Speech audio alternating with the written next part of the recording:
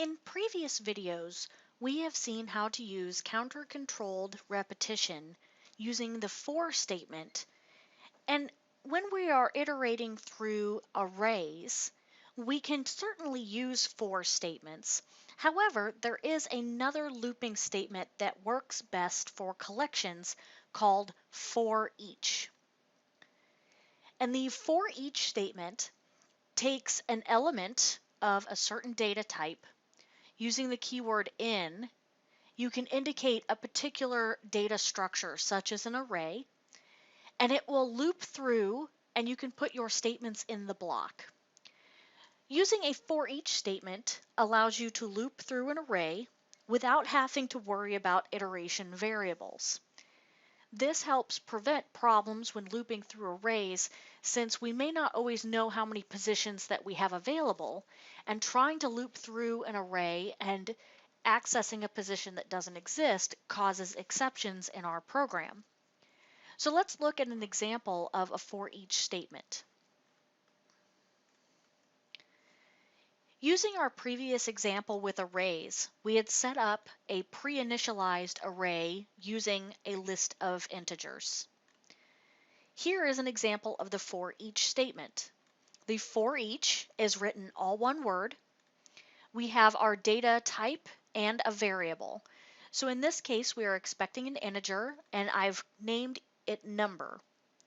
We use the keyword in, and then we name the data structure that we want to loop through. In this case, the statements in the block are taking the number, which will represent each item in the array as it moves through each iteration, and using the plus equals will add it into a running total.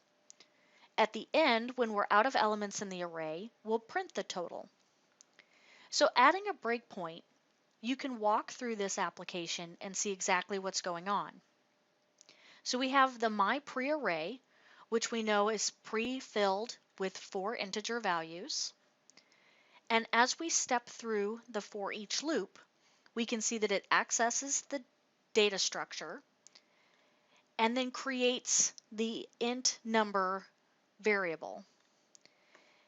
The number variable takes on the value of each element inside of the array. So we start with 5 because that's the first element in position 0, and we add it into the running total.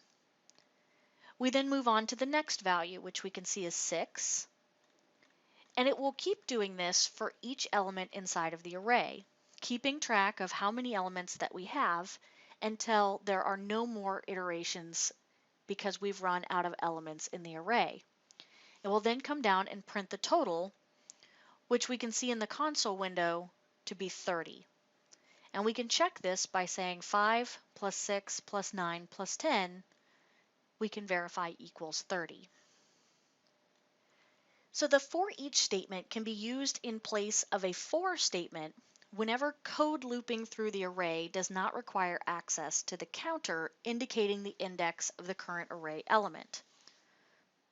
However, if your application must use a counter for some reason other than to simply loop through the array, for example, if you were to display the index number next to each array element, or you were needing to know which index value you were on, you could still use the for statement for this kind of looping. The for each statement can be used with any type of data structure that you're going to learn moving forward in your C# code.